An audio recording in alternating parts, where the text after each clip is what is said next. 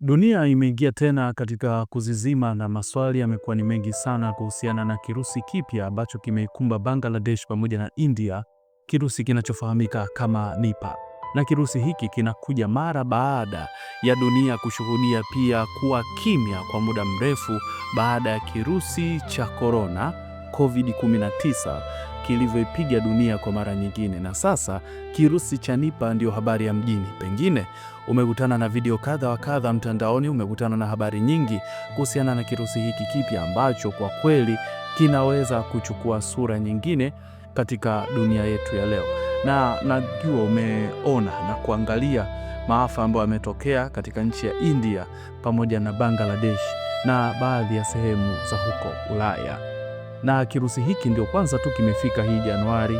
Kimekuwa maarufu sana hapa Januari, japo kilianza mwaka wa jana, lakini hapa Januari pamekuwa na wimbi kubwa zaidi ukilinganisha na wakati uliopita.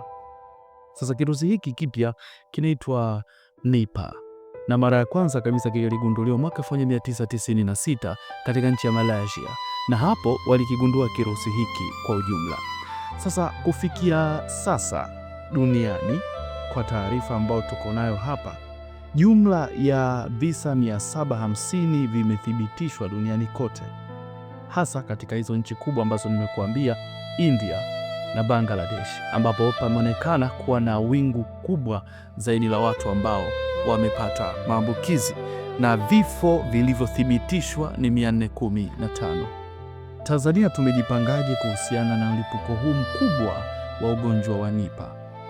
Ni kama korona ambavyo ilianza polepole, lakini muda ulivyozidi kwenda, ratiba yote ya dunia ilibadilika na dunia ilikuwa kimya kwa siku kadhaa, huku shughuli zote za kiuchumi zikiwa zimesimama. Hakukuwa na mechi za mpira, hakukuwa na michezo ya nje ya barafu, pamoja na mambo mengine kama hayo. Sasa ugonjwa huu ama kirusi hiki hakina chanjo kama ambavyo ilikuwa kwa COVID-19 siku za awali, lakini baadaye wanasayansi wakapambana, watu wakaanza kuchanjwa. Lakini maswali pia yamekuwa mengi kuhusiana na hizi chanjo kwa nyakati zile za korona, ile COVID-19, uviko 19 kwa hapa Tanzania, na kuna baadhi ya watu wakaanza kusema pengine kuna madhara katika zile chanjo na kadhalika, japo madhara mpaka sasa hayajathibitishwa moja kwa moja, ni maongezi tu. Sasa tujiulize, Tanzania tumejipanga vipi kuhusiana na wimbi jipya la ugonjwa mpya ambao pengine unaweza ukasambaa na unasambaa kwa kasi zaidi duniani? Moja ya dalili za ugonjwa wa Nipah, mwenye kirusi hiki cha Nipah, kwanza ni homa kali, na dalili hizi hutokea siku 4 hadi siku 14 mara baada ya kupata ugonjwa huu. Ataanza kupata homa kali, maumivu ya kichwa, lakini atakuwa na kohoa sana, koo kuuma, na atapata shida katika kupumua na atatapika pia. Na mara nyingine hali itakapoanza kuwa mbaya sana, tutashuhudia mgonjwa huyu atapata usingizi mzito sana, lakini pia akili yake itachanganyikiwa, atashikwa na degedege na pengine kuzimia au kuwa katika hali ya koma kwa zaidi ya siku 24 mpaka siku 48. Wengine wenye matatizo ya mapafu, hakuna tiba maalum au chanjo iliyoidhinishwa. Kwa hiyo ni hatari sana kwa watu ambao tayari wana matatizo ya mapafu. Watu wote wanaweza wakakumbwa na huu ugonjwa pasipo na umri wowote ule, iwe ni mtu mzima, wawe vijana, wawe watoto. Lakini hasa walioko hatarini ni watu wazima ambao wengi kinga zao za mwili ziko chini, lakini pia na hata watoto pia ni hatari.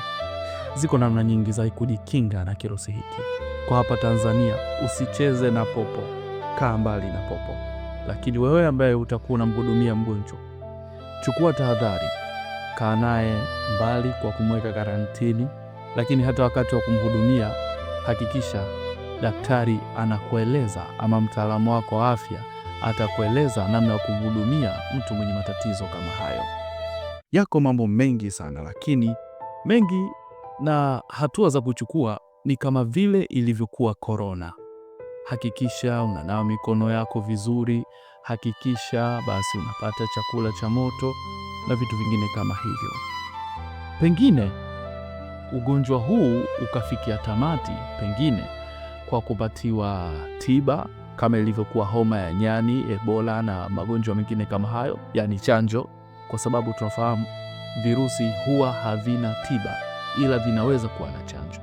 Kwa pengine ugonjwa huu kirusi hiki kikaja kuwa na chanjo, lakini kabla hakijawa na chanjo, tumejipangaje kama taifa kwa ajili ya kupambana na janga kama hili endapo litatokea, kwa sababu liko duniani. Mambo ni mengi, muda ni mchache.